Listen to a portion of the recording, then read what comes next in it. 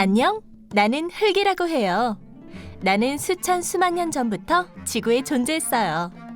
하지만 오랜 기간 동안 그저 누군가에게 밟히는 게 내가 하는 일이었죠. 그런데 어느 날 누군가 나를 빚기 시작했죠. 그래요, 그릇으로 다시 태어난 거랍니다.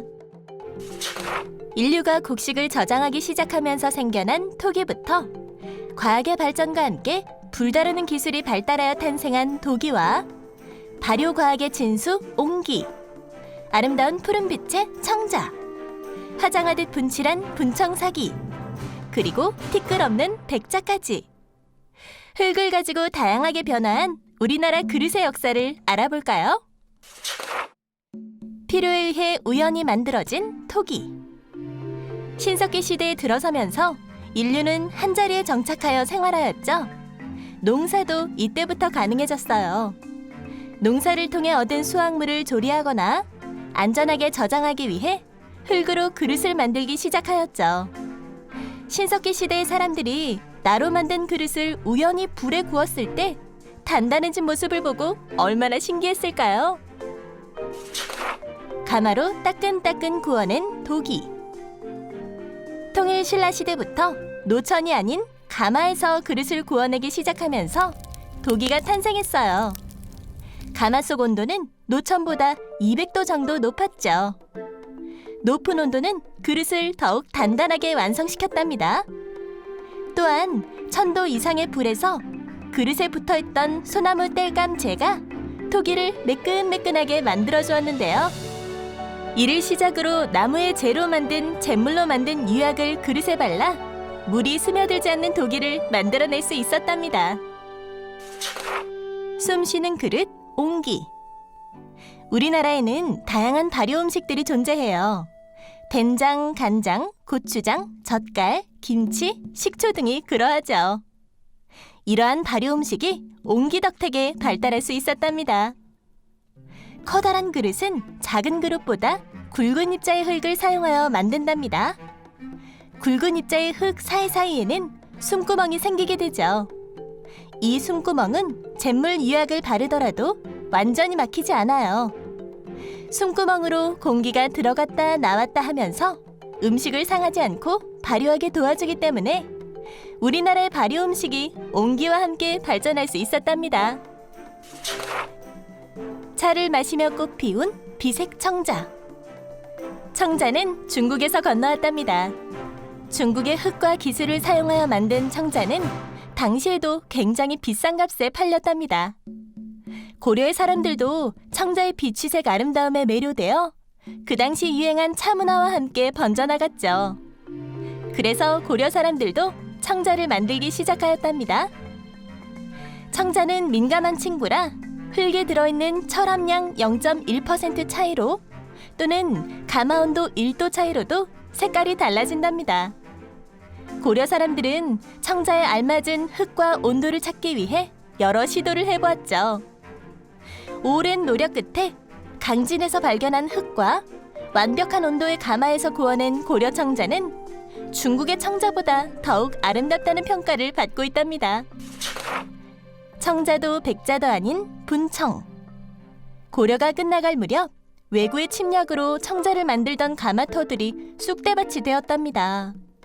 또한 이 시기에 신흥사대부가 등장하여 실용적이고 튼튼한 그릇의 생산을 요구하게 되었답니다.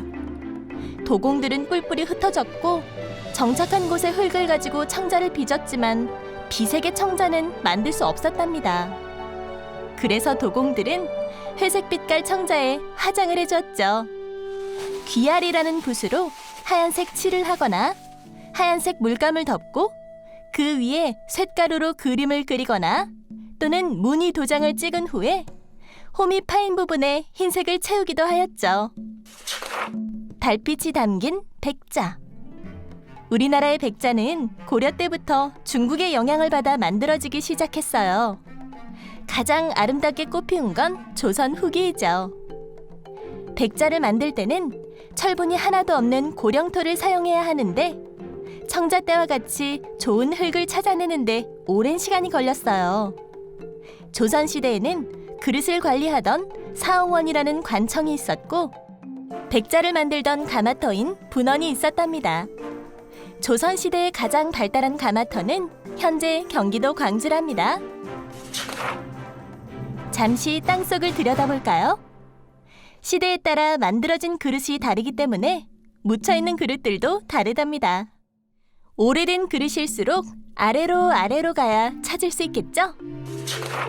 아, 뜨거! 몇 도에서 구웠을까? 그릇들은 각자 알맞은 온도에서 아름답게 완성되죠. 700도에서 800도 사이에서는 토기가 구워졌어요. 전통 가마는 1000도에서 1100도까지 온도를 높일 수 있어 도기 또는 옹기를 구워낼 수 있었답니다. 1200도 근처에서는 청자와 분청사기가, 1250도 이상에서는 백자가 구워졌답니다. 그릇은 어떻게 만드는지 알아볼까요?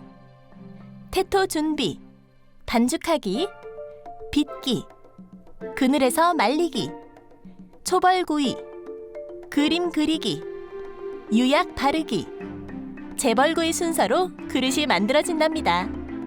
물론 초벌구이만 하여 사용하는 그릇도 있고 그림이 그려져 있지 않거나 문양이 없는 그릇들도 있답니다. 태토 준비, 그릇을 빚기 위해 흙을 준비하는 과정입니다. 큰 기물을 만들 때는 굵은 입자의 흙을, 정교한 형태의 기물을 만들 때는 입자가 적은 흙을 사용하는 게 좋답니다. 반죽하기, 흙 속에 들어있는 기포를 없애주고 흙을 골고루 혼합해 점력을 만들어주기 위해 반죽을 해줍니다. 빚기, 그릇의 모양을 만들어주는 과정입니다. 손으로 꼬집어 만드는 핀칭 성형, 뱀 모양 코일을 쌓아 만드는 흙가래 성형, 판을 붙여 만드는 점토판 성형, 물레로 만드는 물레 성형 등이 있답니다. 빚는 과정에서 문양을 파거나 새기기도 한답니다. 그늘에서 말리기, 건조 과정에서 갈라지거나 떨어지지 않도록 바람이 잘 통하는 그늘에서 말려줍니다. 초벌구이, 1000도 이하의 온도에서 천천히 불을 올려가며 구워줍니다. 그림 그리기, 초벌한 기물에 안료로 그림을 그려줍니다. 안료는 광물질로 가마의 높은 온도에도 타버리지 않고 아름답게 색을 나타낸답니다. 유약 바르기, 초벌한 도자기에 유약을 바르는 과정을 시유라고 한답니다. 도자기 몸에 덧씌우는 유약은 도자기 표면을 강하게 만들어 액체나 기체가 스며들지 못하게 한답니다. 재벌구이, 1200도 이상의 고온에서 유약이 녹아 골고루 입혀질 때까지 구워줍니다. 조상님들은 아름다운 그릇을 더욱더 아름답게 만들기 위해 다양한 기법을 사용하여 문양을 새겨 넣었답니다. 장식 기법, 상감, 표면에 문양을 새긴 다음 여러 색의 흙을 파낸 자리에 메꾸어 장식. 청화, 청색의 코발트 안료를 사용하여 붓으로 그림을 표현. 철화, 산화철 안료를 붓에 묻혀 그림을 그리듯 문양을 표현. 투각, 무늬를 파내거나 무늬 이외의 부분을 파냄. 귀알, 털끝이 뻣뻣한 붓에 백토를 묻혀 표면에 표현. 음각, 그릇 표면에 무늬를 새김. 인화, 표면에 도장을 찍은 후 오목한 부분에 흙을 채워내어 장식. 상형, 청자를 동물이나 식물 모양으로 만듦. 그릇에는 아름답고 의미 있는 문양이 그려지거나 새겨져 있답니다. 문양마다 가지고 있는 숨은 의미를 알아볼까요? 우리가 흔히 알고 있는 동물부터 시작해볼까요? 물고기 무늬는 일반적으로 물고기를 나타내는 한자 어가 여유롭다는 한자 여와 중국어 발음이 유사하여 풍요를 상징한답니다. 이외에도 한 번에 많은 알을 낳는다는 생태적 특성으로 다산을 의미하기도 하였죠. 새는 영적인 동물로 인식되어 평안, 출세, 장수 등의 현실적 염원을 새의 명칭이나 특성에 빗대어 표현하였답니다. 용은 만물 조화, 벽사, 수호의 능력을 갖춘 동물로 실제하는 모든 동물과 상상 속 동물들의 능력과 장점을 모아서 만들어낸 상상의 동물이랍니다. 호랑이는 용맹과 권위를 상징하기 때문에 위엄과 힘, 날카로운 발톱 등이 잡기를 물리치고 주술적인 힘을 갖는다고 믿었기 때문에 무인의 용맹을 상징한답니다. 봉황이란 수컷인 봉과 암컷인 황을 함께 이루는 말로 상상 속의 새랍니다. 봉황은 5가지 덕을 갖추고 있는데 푸른 머리는 어질 인, 흰 목은 오를 의, 붉은 등은 예도 예, 검은 가슴은 슬기 지, 황금빛을 띠는 다리는 믿을 신을 상징한답니다. 박쥐는 한자 표기 편복이 복과 같은 소리를 낸다고 해서 행복의 상징으로 여겨져 왔답니다. 나비는 암수가 함께 표현되어 부부금수를 상징하기도 하였답니다. 또한 나비는 봄에 나타나기 때문에 소원 성취와 입춘되기를 상징하기도 한답니다. 친구들도 그릇에 그려진 꽃 모양을 종종 보았죠? 꽃이나 풀 같은 식물도 다양한 뜻을 가지고 있어요. 꽃잎이 포개진 모양과 잎의 가장자리가 갈라진 형태는 매우 화려하며 꽃 중의 왕이라 불린답니다. 또한 풍성한 꽃잎은 부귀를 상징하여 부귀화라는 별칭으로 부르기도 하였답니다. 난초는 화경에서 난초의 다른 한 종류로 그 잎이 난에 비해 조금 넓고 부드러우며 꽃이 자백색인 것을 손이라 한다고 하였답니다. 어려운 이야기지만 향초 이름 손과 손자 손의 발음이 같아 자손을 많이 낳으라는 뜻을 가지고 있답니다. 대나무는 사군자에 포함되는 것으로 속이 비어 있으면서도 강하고 유연한 성질을 지니고 있고 사계절 내내 색이 변하지 않기 때문에 군자의 품격이나 절개의 상징으로 비유되었답니다. 석류는 붉은 주머니 속에 씨앗들이 빈틈없이 들어있는 모양으로 자손 번창을 기원하는 의미를 지니고 있답니다. 넝쿨, 줄기, 잎 등이 얽히며 뻗어나가는 모습을 그린 당초무는 연속성을 나타낸답니다. 하늘에 떠있는 구름이나 산과 강과 같은 자연도 여러 가지 의미를 가지고 있죠.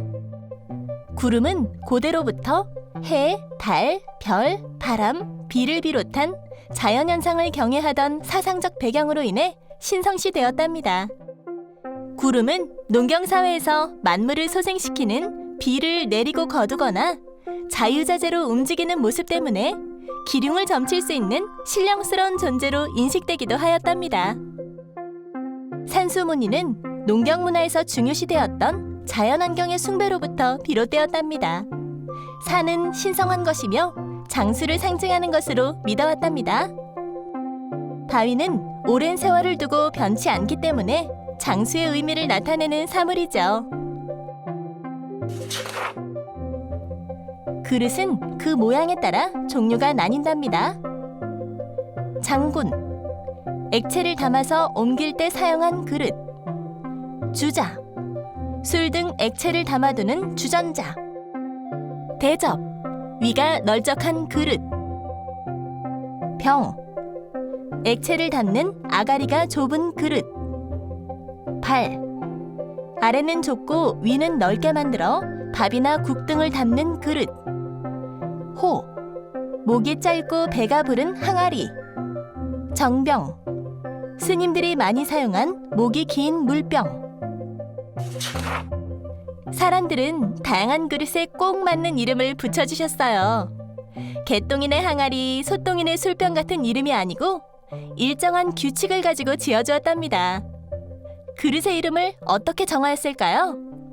첫 번째, 도자기의 재질을 정해요.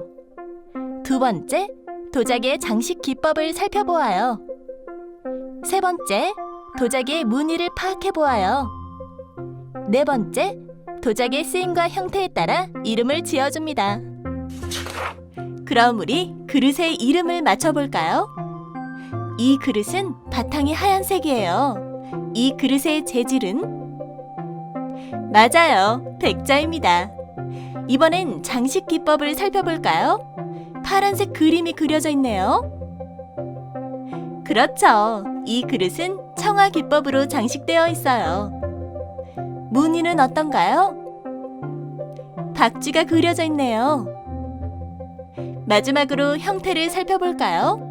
동그랗고 아담한 항아리처럼 생겼네요. 이런 단지를 호라고 부른답니다. 그럼 합쳐서 읽어볼게요. 이 그릇의 이름은 백자청아 박쥐문호랍니다. 두 번째 그릇도 이름을 알아볼까요? 청자 같기도 하고 아닌 것 같기도 한 이 그릇은? 맞아요. 분창삭이랍니다. 장식 기법이 좀 어려워요. 문양을 그릇에 새긴 것 같은 이 장식 기법은 무엇일까요? 바로 음각이랍니다. 그럼 어떤 무늬가 담겨 있나요? 입과 넝쿨이 뻗어져 나가는 듯한 모습이네요. 그렇죠. 당초문 무늬가 그려져 있네요. 마지막으로 형태를 살펴볼까요? 다들 맞췄나요? 바로 병이랍니다. 그럼 이름을 다 같이 읽어볼까요? 분청사기 음각 당초문 병. 앞서서 다양한 전통 그릇들을 살펴보았어요. 그럼 흙을 가지고 만들 수 있는 것이 그릇만 있을까요? 과학이 발전하면서 흙을 구워내는 온도는 점점 올라갔어요. 현대 사회에서는 흙을 가지고 고온에서 제조한 모든 가공 물질을 세라믹이라고 부른답니다. 세라믹 제품들은 고온에서도 버틸 수 있고 단단하며 전기가 통하지 않아요. 이러한 성질들을 이용해서 우주선, 세면대,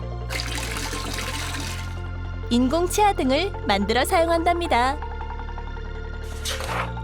친구들, 수만 년 전부터 존재한 내가 오랫동안 어떻게 바뀌어 왔는지 잘 살펴보았나요?